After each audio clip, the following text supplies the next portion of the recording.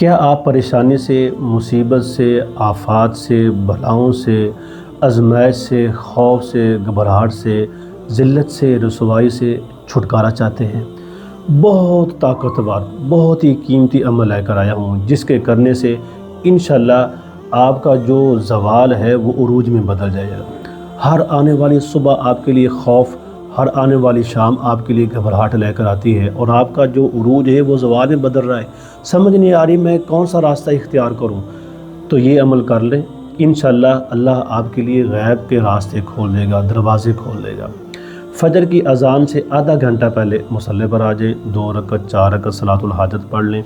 100 मरतबा अल्लाहुम्मा या मुसब्बिबल असबाब सब्बिब ली अल खैरा ये पढ़ें।